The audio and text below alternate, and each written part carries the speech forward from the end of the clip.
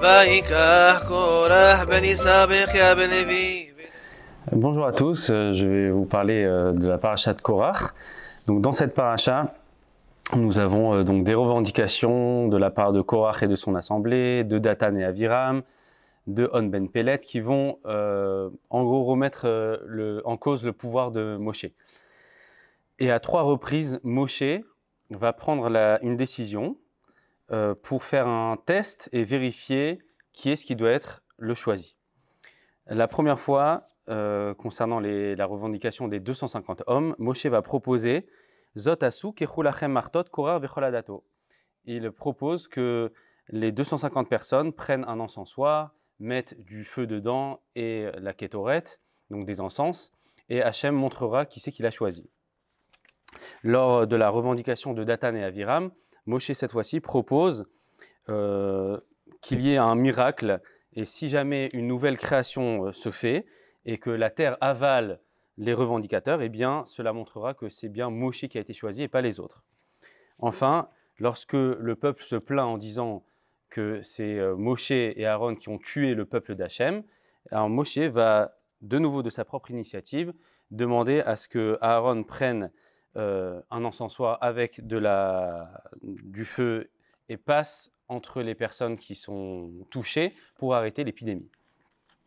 Donc on voit dans cette paracha, à 3 reprises, a priori, Moshe qui prend tout seul l'initiative de donner une solution pour prouver la véracité de sa prophétie.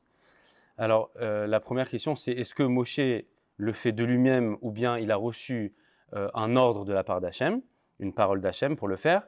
Et deuxième question, pourquoi c'est précisément dans cette paracha-là que 3 fois de suite, nous avons cette initiative-là que prend Moshe tout seul? Alors, il s'agit en fait d'une discussion entre les commentateurs, entre les Rishonim. D'après le Rashbam et le Ibn Ezra, Moshe a, comme d'habitude, reçu une prophétie de la part d'Hachem. Donc, il ne prend pas l'initiative tout seul, mais c'est bien Hachem qui lui demande, même si ce n'est pas écrit dans le texte. Alors, pour prouver leur opinion, le Rashbam et le Ibn Ezra vont s'appuyer sur une expression qui est « Vaïpol alpanav », Moshe tomba sur sa face. Et donc, eux, ils comprennent que Moshe, à ce moment-là, soit prié pour recevoir une prophétie, soit a reçu une prophétie de la part d'Hachem directement. Voilà l'opinion de ces premiers Rishonim.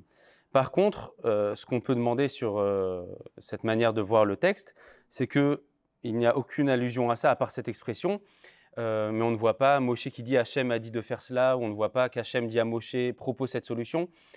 Et à part ça, l'expression « Vaïpol alpanav », tomber sur sa face, si on regarde la paracha précédente, c'est plutôt un signe de désespoir, où Moshe aurait l'air de dire, d'abandonner suite à de nouvelles revendications du peuple.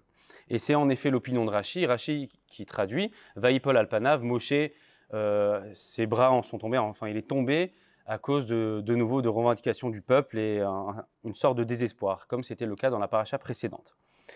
Alors, si on suit cette opinion-là de Rashi, l'expression Vaïpol alpanav ne veut pas dire qu'il a reçu une prophétie, mais tout simplement, comme le Ramban le dit dans une de ses explications, c'est l'initiative de Moshe. Moshe, en fait, propose ici des solutions. C'est lui qui va dire, eh bien, prenez des encensoirs, on va vérifier qui est le choisi. Ou bien, on va voir si la terre s'ouvre et va vous avaler, on verra qui sera le choisi. Et pareil pour lorsque l'épidémie arrive, c'est à nouveau Moshe qui entreprend les choses, mais sans parole d'Hachem. Ça serait une opinion du Ramban.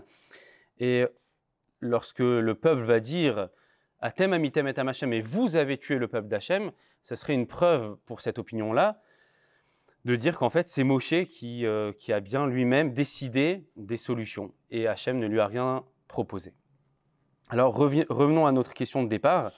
Alors d'après certains Rishonim, en effet, dans cette paracha, c'est Moshe à chaque fois qui, à 3 reprises, va proposer le test lui-même, sans qu'Hachem lui dise quoi faire. On le voit bien d'ailleurs dans le texte, à chaque fois, Hachem se met en colère.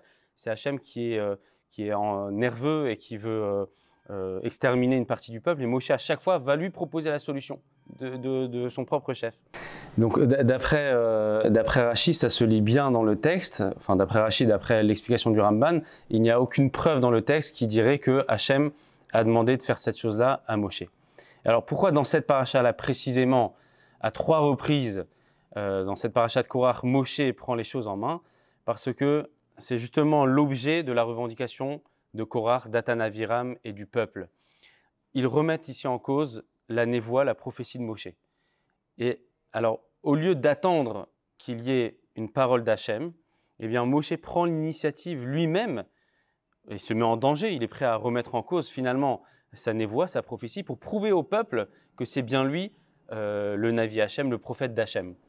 Normalement, on se serait attendu à ce que, justement, à ce moment-là, Hachem lui dise, eh bien, vas-y, demande-leur de prendre un encensoir, demande-leur d'arrêter l'épidémie. Non, c'est Moshe qui le fait. Ça nous montre qu'un prophète en Israël n'est pas que l'instrument de la diffusion de la parole d'Hachem, mais il est surtout, aussi et surtout, associé et s'efforce sans arrêt de rejoindre l'intention de celui qui l'envoie, l'intention d'Hachem.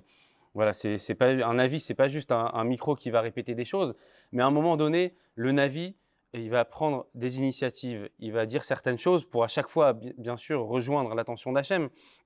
Mais ici, à ce moment-là, il y a le rôle du Navi en tant que récepteur de la parole d'Hachem et le Navi en tant qu'associé, finalement, et qui prend des initiatives, qui va faire un.